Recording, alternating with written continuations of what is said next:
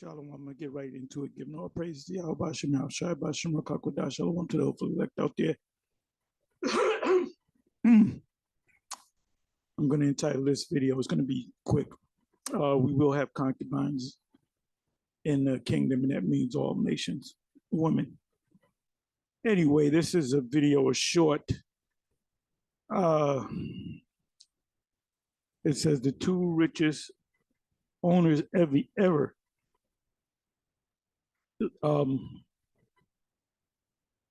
They show you two crap. If you watch it, I'll leave the link in the description box.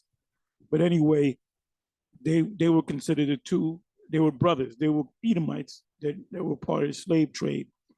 But they were considered the two, hands down, the two richest Edomites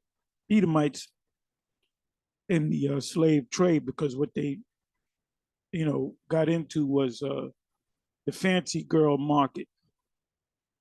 And so I'm gonna read the definition of it.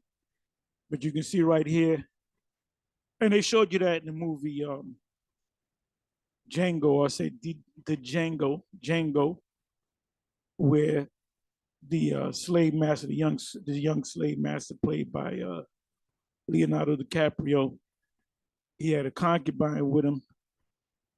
And the scene where they had they're betting on two fighters, and she was kind of there. She was dressed up, very pretty, and she was the personal concubine for the slave master. So the same thing is going to happen in our kingdom. We're going to have concubines. So, and I don't got to go into the scriptures. If the Spirit told me, I'll hit a precept or two. So let's look up the word.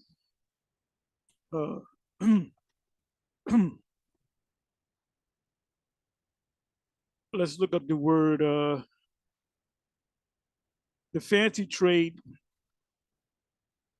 the commodification, making the commerce, money, to be a part of,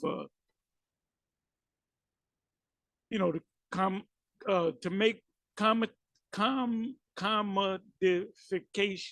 Commodification means to take something. Like you make an apple pie, you think is the best. Oh, this is the best apple pie in the world. You should sell it. And then you make a company around it, make a box, learn the business of selling apple pies, and you put it out to a few stores, and then you put a commercial out, and people taste it, and they, oh my goodness, this is great. This is the best. This apple pie is better than Aunt B's apple pie. This apple pie is better than my grandmother's apple pie. She made a hell of an apple pie. So what you did was you commodified it. You put it, you turned it into a profitable business. So it says the fancy trade, right? Trade meaning trade, buying and selling, and the commodification of rape. Because if you had women on your plantation that were beautiful women, the slave master would take a woman or two for himself. Showed you that in 12 Years a Slave. The Mandingo, all these movies, you had the so-called slave master, the Edomite. He saw a very pretty slave girl, and he would desire that slave girl and make her, a bed.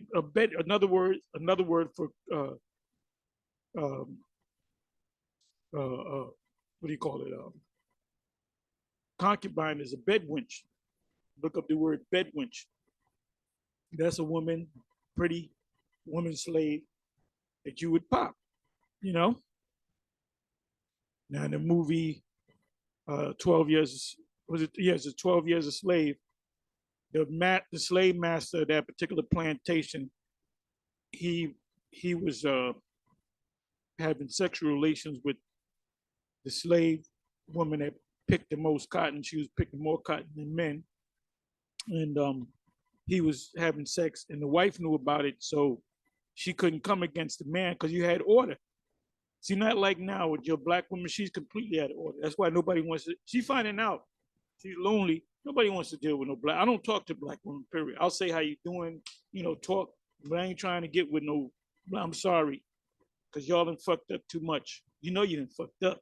You know you done fucked up. Ain't nobody, you got the passport bros, and now these black women get mad because they're tired of your bullshit. They don't want you. They don't want you. Anyway, that's why you got a lot of Jakes. You'll get with Edomites and you'll get with the Latin tribes. That's what they'll get with. They'll get with the Edom, they'll get with Edomite women, and they'll get with the Latin tribes. Because they don't want to deal with you black ass women with your fucking nasty attitudes. Kevin Samuel's been trying to tell you that for years. So, you're pretty much dealing with a woman of another nation. So that happened back there in slavery because a white man, an Edomite, would fancy a woman with color. Anyway, going back to the movie 12 Years a Slave, the white wife knew about it, but she couldn't get on the husband about it because he was the head of the household. That was the order. So what she did was she took it out on the so-called black woman slave. She would punch in the head.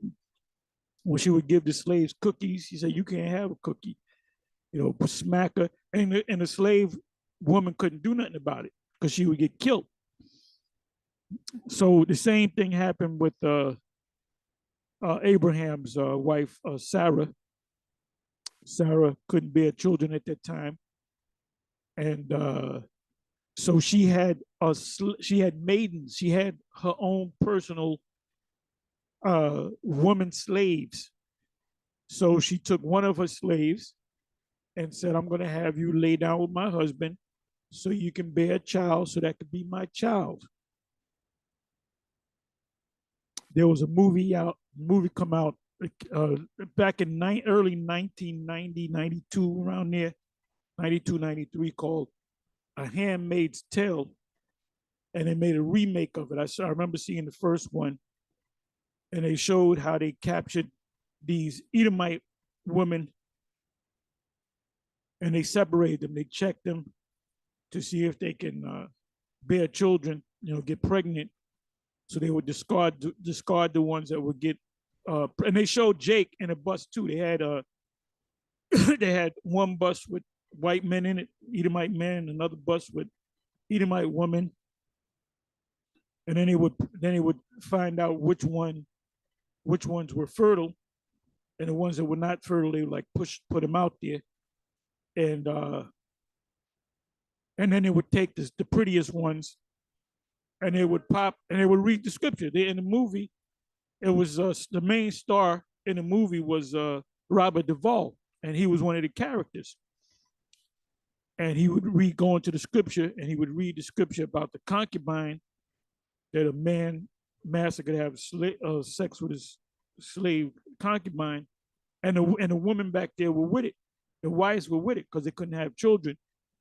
So they would read the scripture, and they would rape that woman, because at the end of the movie, the women they had like a coup, and I think there was men involved too, and they had to take that system down. And one of the last scenes where they slit the throat of Robert Duvall because of what he did.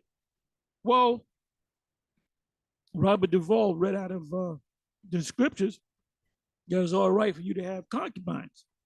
And the same thing's going to happen in the kingdom. See, everything that this man did to us, we're going to do to him. They took our women, we're going to take their women. It said their woman is not going to, and not so many words, that's in Job, as we read that Saturday, is not going to mourn for their husbands, because Edomite man is going to be insignificant in the kingdom. And the ones that's going to be propped up, even though the Edomite woman, she's still going to be she's going to be an Edomite, she's going to be working in the field, but the Edomite woman that you fancied, you had a taste for.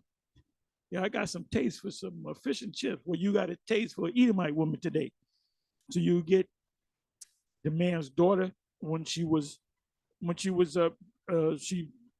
went through the stages of puberty, and you would take her and say she's going to be my concubine. It's not no big deal. We did that in the ancient world. And for you Israelites out there, that's all emotional, man. All you church Israelites, there's a new one. You church Israelites, you get all mad like you got mad at us because of the grape thing. And we said we didn't say we're gonna go out raping women because we get locked up under the jail. You see what's getting ready to happen to my man, Brother Polite. You know, he pleading because the initial, if he blows trial, that's what they call it. If you blow trial, that's an automatic 30 years. But we're gonna give you, we got a deal for you. Like Monty Hall, let's make a deal. If you do 2.5 years and pay a fine of $1 million or $500,000, you'd be all right. So he'd be stupid to say, nah, man, I'm going to trial, knowing that they have overwhelming evidence. And they couldn't just make it up for you people. Well, we don't know. It could be the prosecution. Look, if the prosecution is lying about the DNA of his DNA being on the woman, the sperm and all that, and they said that they had to pump her stomach. If they had to do all that, this nigga, this is a real nigga, man. This is a real nigga. I mean, if you popping in her, man, you know, that's some just disgusting ass shit. But let's say they don't. Let's say they lying. Well, guess what? You go to trial. First thing your defense team is going to do is where's the evidence of the DNA? Get an expert. This is not the DNA of Brother Polite. So right there, that's a doubt right there. So he can throw it out, just be acquitted just on that. And then a Polite can turn around and sue the prosecutor. He can sue the state of Florida. He can sue all kind of people. So there's no way in the hell they're going to say, in evidence, we got DNA sperm from this guy on, just like Monica Lewinsky. Monica Lewinsky was a small hat, and her mother was a small hat. You know what the mother said? Save the dress. That show you how low life that they are. Or save that dress with the sperm on it, so we can have evidence. That's how women get down now. So if they're lying, the first thing gonna come out. Where's the evidence? That's not his sperm, you know. So that right there, the jury is gonna say, nah, this case is falling apart. This man is guilty. I mean, not guilty. This man is acquitted. Well, guess what? For them to say that and bringing in the evidence to the judge, oh, we got DNA, meaning they have motherfucking DNA. They have cameras. They had the woman, the mother's going to say, yes, he asked me, can I take my 14-year-old daughter to straighten out? They had a little fight. They have cameras all over the place. In Florida, he went to the club, there's cameras over there. He went to the hotel, there's cameras. There's motherfucking cameras of him signing in. There's cameras in the fucking hallways. There's cameras in the fucking elevator. There's cameras in the room that he's going to go to if he did all that. Allegedly. So for us at GMS to say, yeah, we do that, you got to be out your fucking mind, man. And if we did do that, do you think we'd be bragging about that shit? Because we don't do that. We said in the ancient world, that's how you did it. Like if we were living in the ancient world, because even Polite said, what if the spirit's overwhelming? Spirit's on you to rape this guy's daughter. You say, you know how we get down? When we entered that, that's talking about in the ancient world. Ain't talking about now. Anybody in GMS that does that shit and say, well, see, the apostles taught us, we're going to say, we never taught you that shit. Because we're going to throw your ass under the bus and tell them we're going to get in the bus and back that motherfucker up over your ass and run over you 2 or 3 times. You do something that fucking stupid, you're on your own, my man.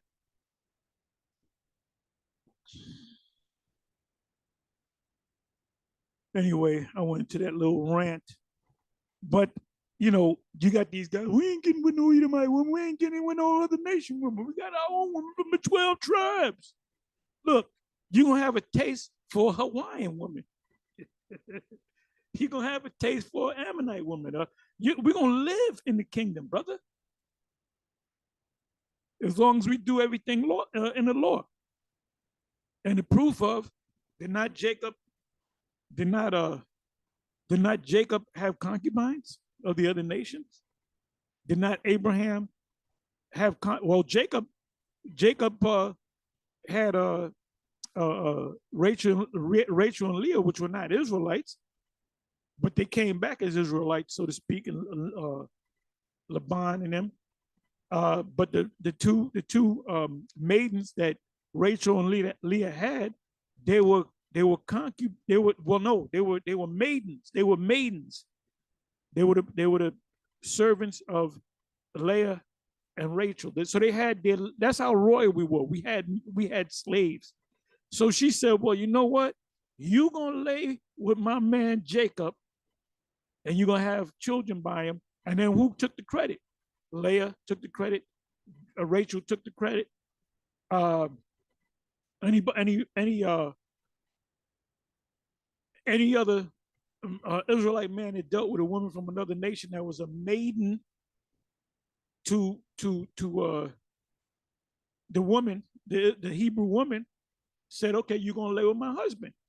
Now, what if she didn't like it? She had no say in the matter because you were a handmaid. This is not hard, brother. See, you've been in America too goddamn long.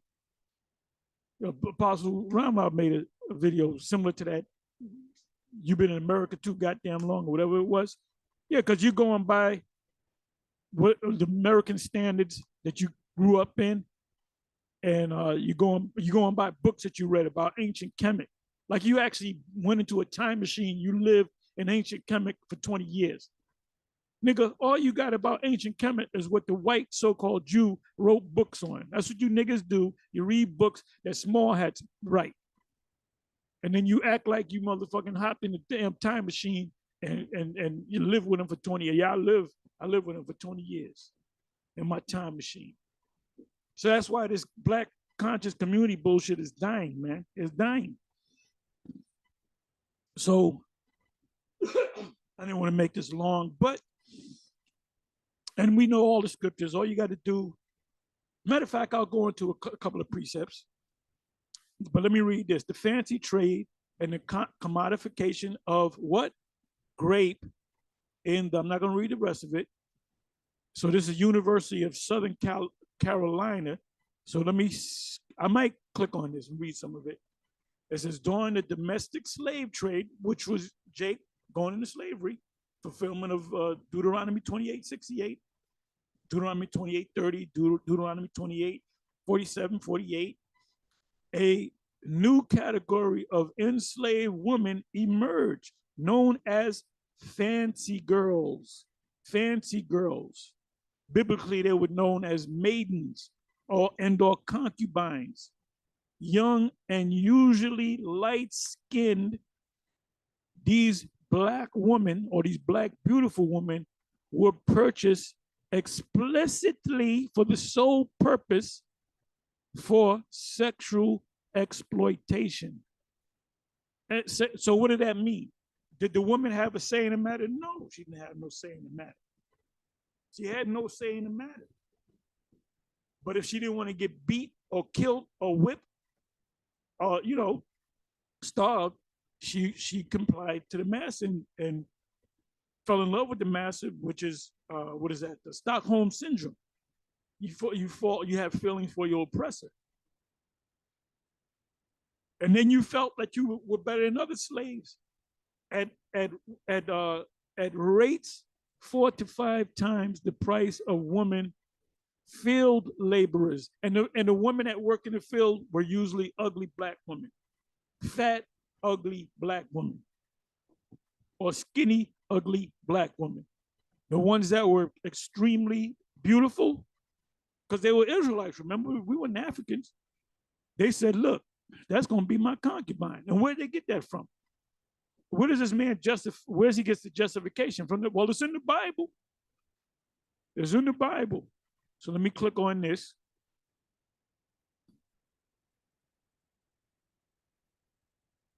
Okay, this is a whole book. There's a whole book. It said the fancy trade and the commodification of grape in the sexual economy of the 19th century U.S. slavery. We're talking about so-called black slavery.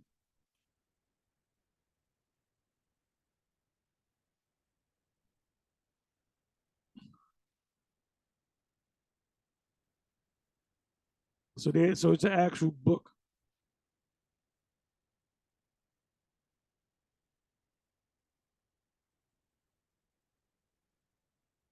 So if you want to sit down and read the book, you can go ahead and read the book.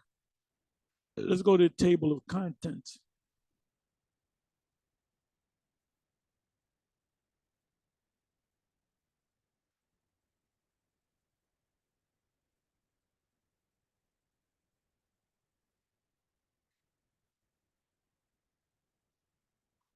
Buying hybrid whiteness, whatever that means. Engendering race in colonial Anglo-America.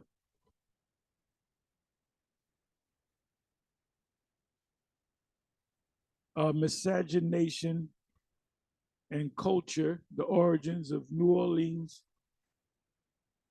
exceptionalism, home away from home, power, and the fantasy. Okay, grape, power, and the fantasy of sexual triumph. Defining grape. So let me see something. All right, that's 4-1. Let me just try something.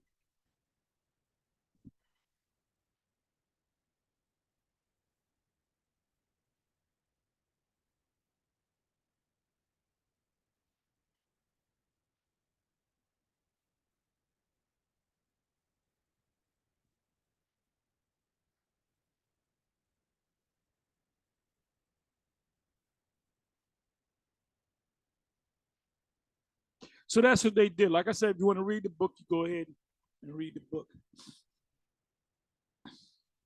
It's the fancy trade and the commodification of grape in, come back to that so I can read it right.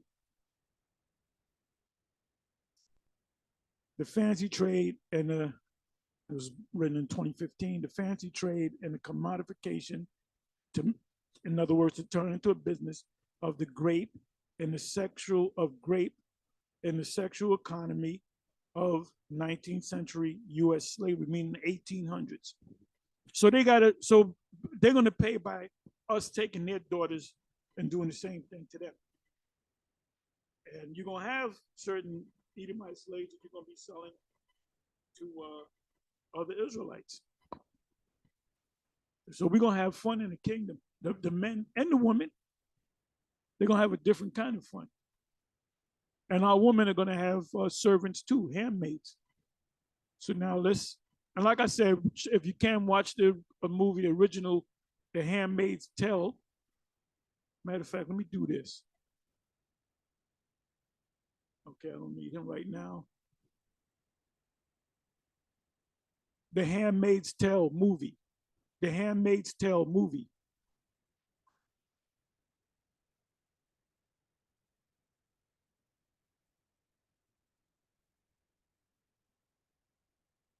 Okay, this is the newest one. You got to buy it. Let me see something.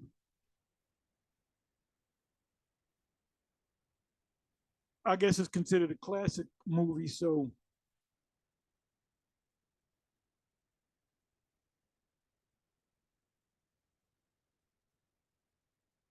okay, so here it is. A childless couple uses a handmaid to bring them a kid.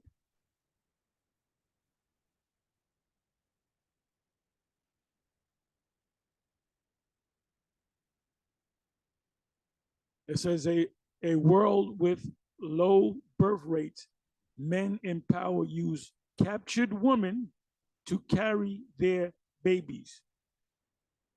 And that comes from the scriptures. And this is the actual original movie right here. The Handmaid's 12, it came out in 1990.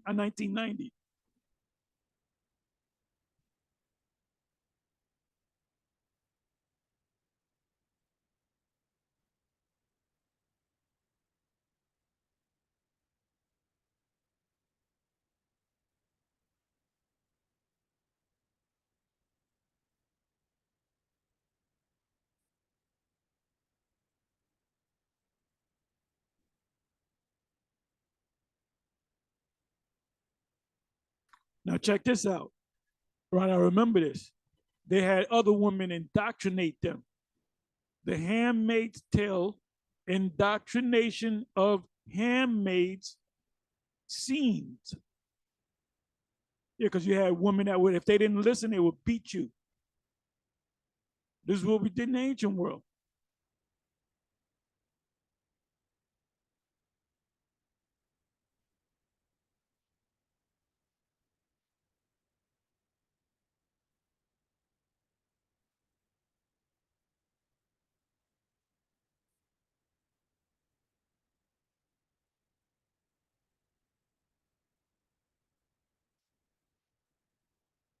See, beautiful women were always used as, sexual props or whatever you want to call it. And like I said, the fancy girl industry was you got slaves for the sole purpose of popping them, whether they liked it or not. That's why you have it happened among Israel. Israelite man saw a young Israelite woman in the field, and he took her. If she screamed or didn't scream or fought against it, if she wasn't engaged to be married or married, he went in unto her. He has to pay her, pay her father 50 shekels of silver. But if the father says, okay, you're gonna take my daughter, my beautiful daughter, and it's gonna cost you X amount of money. So that was making money, off of your daughters. But the man would stay with the daughter, whether she liked it or not. And that man could purchase the daughter from the Hebrew man could purchase the daughter from another Hebrew man, which is the daughter, the father of the daughter. And he can say, well, I'm going to have you deal with my son. Look, son, I got you a present, a new bride. Read the account of Isaac when Isaac first laid eyes on Rebecca, and Rebecca laid eyes on Isaac. Was she on a camel? She was on a camel because it says she lighted off a camel. And immediately he never saw this chick before. And she was saying, who is that man? Oh, this is my master's son. And he saw her and she was foying. She was foying Jim. She was foying, inside joke. And he took her off the camel, went in unto her, and popped her. And then she became his wife. And the word wife in the Hebrew is the word ayasha, which means the feminine form of a man. Ayash means man, and ayasha means female man or female woman. So that was going on. That was the norm back then. Now, was it the norm to go around raping Israelite women? No, it was not the norm. It was not the norm. You're not going to tell your father, well, I'm going to rape this woman. And then he's going to say, no, you're not. He had the right to do that because he had the choice. You didn't violate her so much as you violated her father, because it was his choice to give that daughter to you or not. So that wasn't the norm. But if it did happen, his punishment was he had to pay 50 shekels of silver, and he couldn't put her away. He couldn't put her away. They had children. She got old. He got other women. He don't like her no more. Well, guess what? You're gonna have to deal with her until she dropped dead or you drop dead. So that's why you had another law when you took over another nation and you saw a woman that you desired. That's Deuteronomy 21 verse 10. It says you can't just rape her in the field. You got to take her because the parents are dead in the war. You got to take her home, and then there's a certain ritual you got to do. Cut her nails off and cut her hair off, and take off the clothes of her captivity, and then go into her after a month, and then she becomes your wife, meaning she becomes your woman, even though she's of another nation. So we had concubines. Concubines with those of the other nations. So let me do this.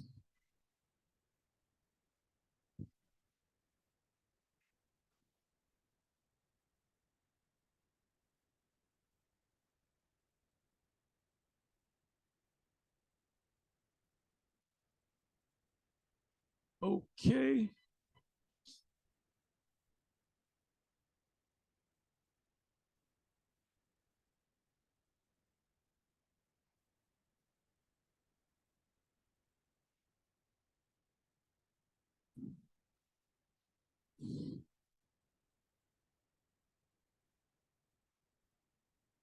$45 times in 40 verses, handmaid. Now Sarah, Abraham's wife or woman, bare him no children, and she had an handmaid, an Egyptian, whose name was Hagar. Now, Abraham didn't push her out, and neither did Sarah.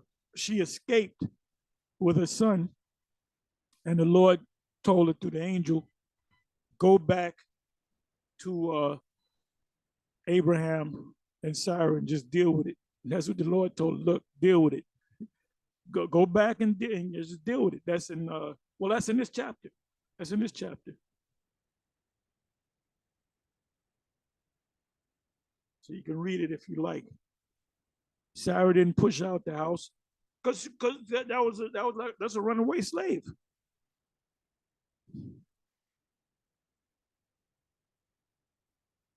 I want to go to the word handmaid.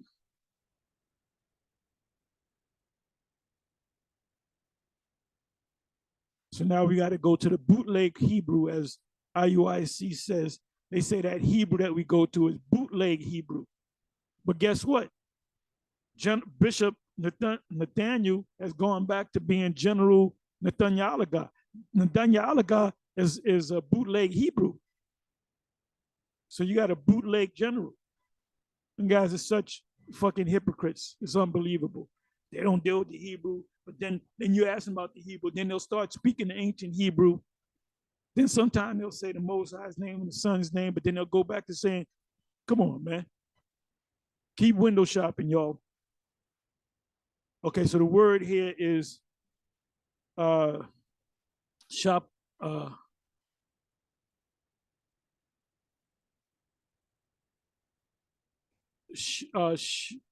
Shapcha. Shapcha. Let's hear the way he says it.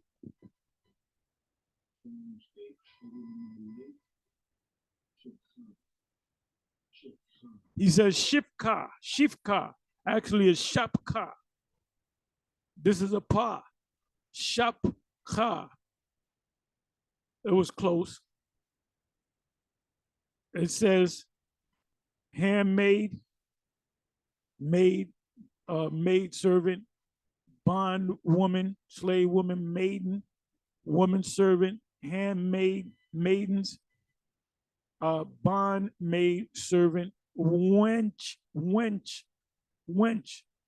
In slavery, American slavery, they called a black woman that they were popping a bed wench or a bed maid, maid servant, slave girl, was that maid servant as belonging to a mistress. So the mistress can then say to the husband, okay, we can't have children. You're gonna take my maid, you're gonna have sex with her, and whatever is produced from that sexual intercourse is her son. But guess what? When the son was born, Sarah wasn't feeling it, man. And Hagar had a love for her son because she said, this is my son. He came out of me. So Sarah had a hatred for the woman and the son. It says of address, speaker, humility. Let me get some more information here. Feminine form, and unused or root meaning to spread out, right? To spread out as a family. A female slave. What did you do to female slaves? You popped them. If they were pretty, the fancy girls, as a member of the household, bondmaid, maid, and servant, wench, bondwoman, woman servant. Let's see what else we can find out of here. Now, the word concubine is also in the scriptures.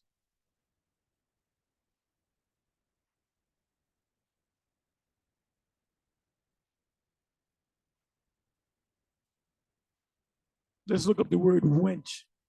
Let's look up the word wench.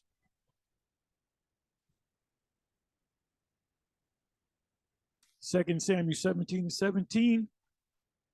Now Jonathan, the and Ahimaaz stayed by En-Rogel, for they might not be seen to come into the city. And a wench went and told them, and they went and told King David. So you can read the rest of it. But what is a wench? A wench is a bed wench, a concubine. Let me give you another. See, see, technically, you got this guy. What's this guy? R. Kelly, right? He locked up because he lay with a lot of young women underage, but those women were past puberty. So that's what King David did. That's what all these different Israelite men that were prominent men did. And the women that they got were young women of marriageable age. Could have been 12, 13, 14 years old. So in the ancient world, this thing with R. Kelly wouldn't be a big deal. Or this thing with polite wouldn't be a big deal in the ancient world. But in this world, we on the Esau system. So you got to abide by his laws. But then y'all people are all emotional about that because you don't understand how they lived in the ancient world. Hey, the scriptures, Paul said, how do you say it? All things are lawful, but all things are not expedient. There's certain things, you can't do. And that shows you, like IUIC, they say you got to keep the law, well, part of the law is great, killing moles. If two men got into a fight, the wife of the one man got into it and grabbed the guy by the nuts and injured his nuts, her hands are to be chopped off. Is IUIC doing that? If that ever happened? They got adulterers in there, the acts of adultery. Are they killing their people? No, because the laws, like Paul said, the laws are lawful, but not expedient. Not you can't. There's certain things you couldn't do in the Roman Empire. And they let you know that you keep the fact that you were Israelites, keep the high holy days. But if you wanted to have, when they had the Lord killed, they were the ones that had to go to the governor, and he had to okay it.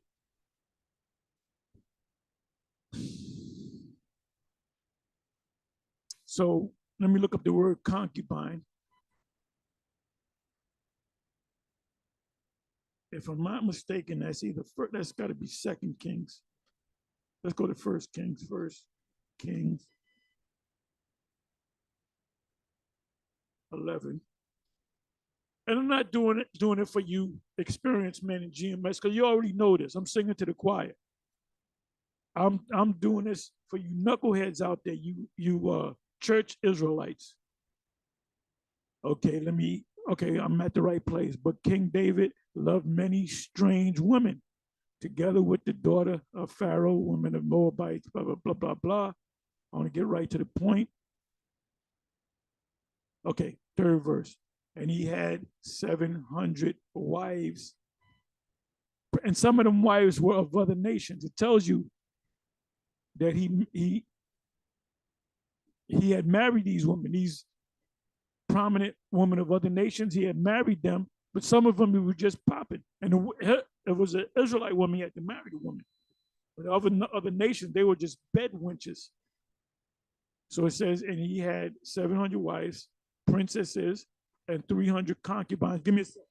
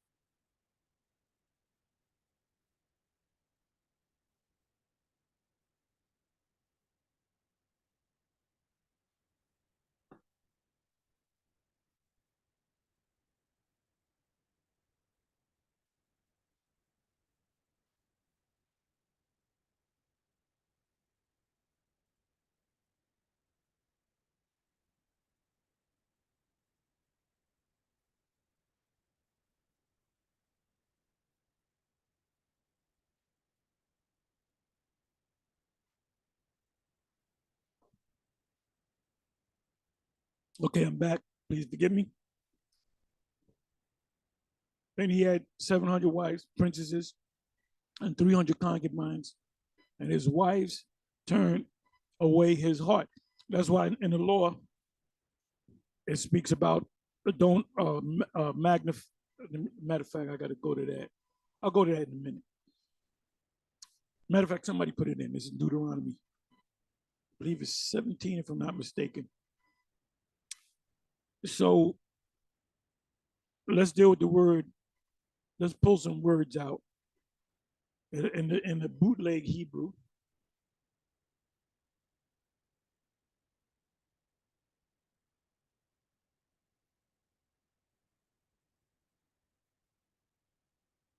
So the word here is Aisha, but it is Ayasha.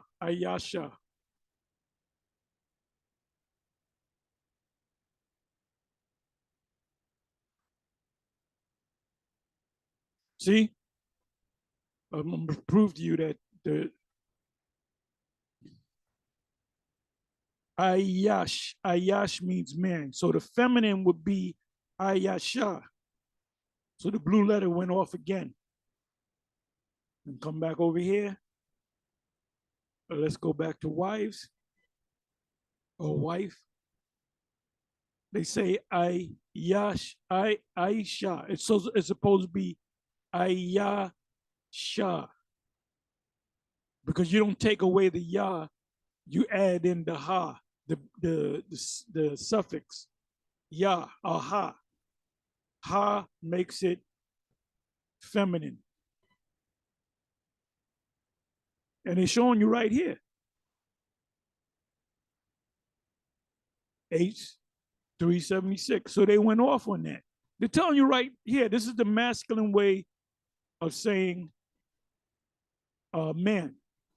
And this would be the feminine way of saying man.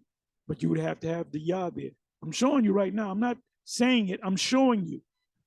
So they went off on that.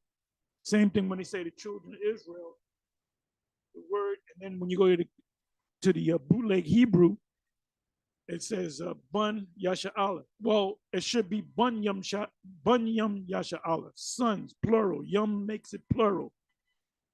The suffix yum in the Hebrew makes it plural.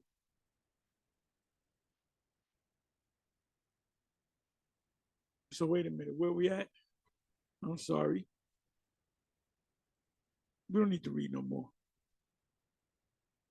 So wives is supposed to be Ayasha.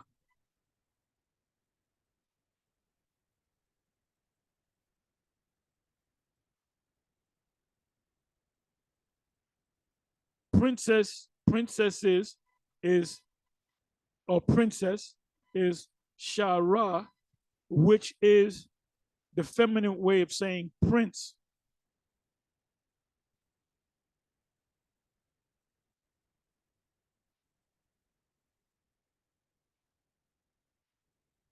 So now we're coming down to the word concubine.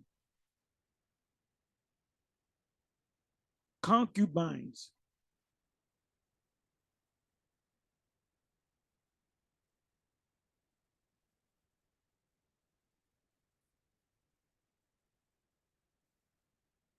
It says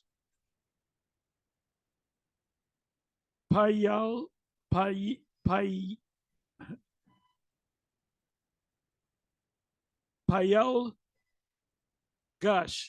Payel Gash. Payel Gash. Peli Gesh, similar, of uncertain derivation or root.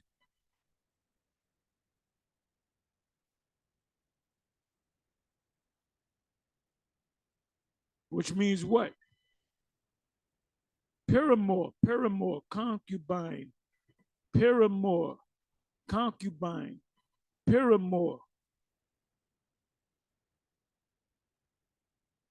Let's look up the word paramour. Or we can look up the word concubine. All right, let me see something.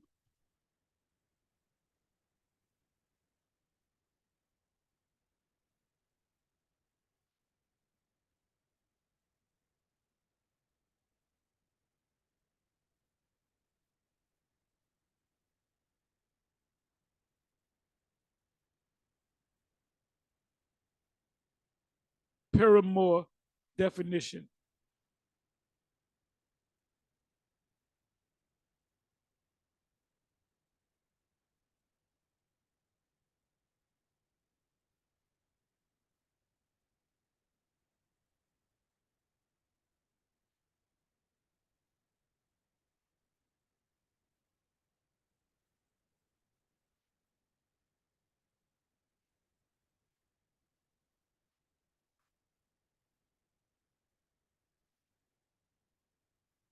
Okay.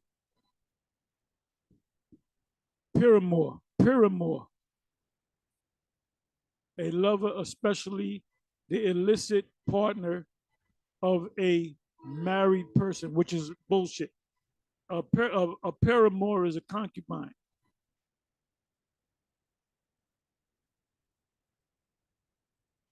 a person with whom someone is having a romantic or sexual relationship, especially a secret or improper. That's bullshit. That's bullshit.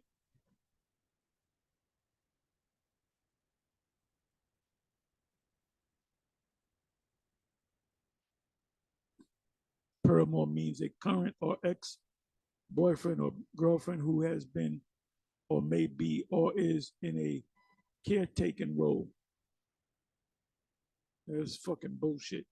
Excuse my Swedish. Let's deal with the word concubine.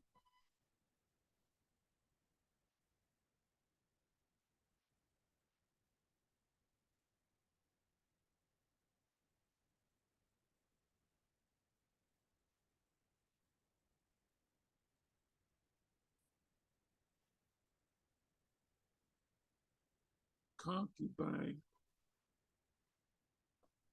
definition.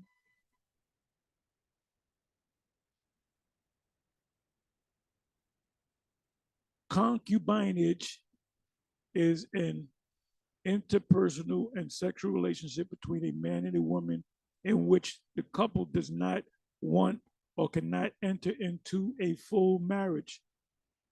A side chick, concubinage and marriage are often regarded as similar, but mutually, I'm not going to read the rest of this. It says concubine, a woman who lives with a man but has lower status than his wife. That's a concubine or a paramour.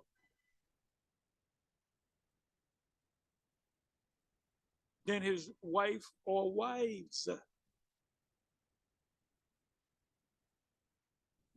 What does the Bible say about concubines?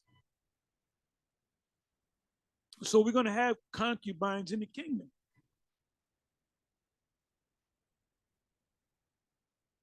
It is usually translated into English as concubine and understood to refer to a wife or sexual partner of secondary status.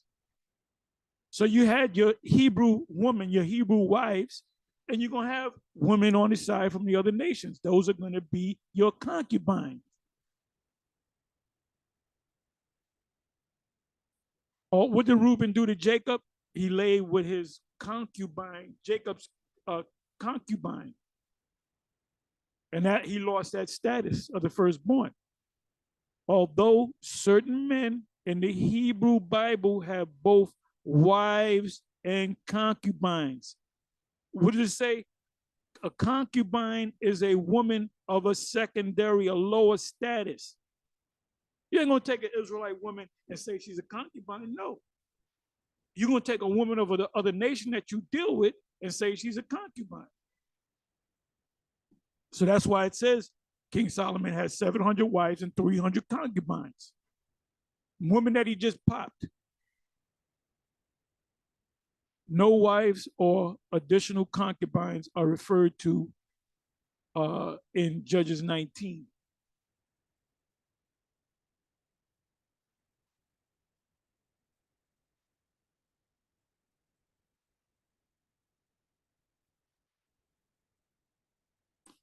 Did God allow polygamy in the Bible? For instance, the Bible now nowhere condemns polygamy. The Bible does not condemn polygamy, having more than one wife, in this case, having concubines as well. So what is IUIC talking about? Some of scripture's most prominent figures have more than one wife. The first polygamist was Lamech. He married 2 women.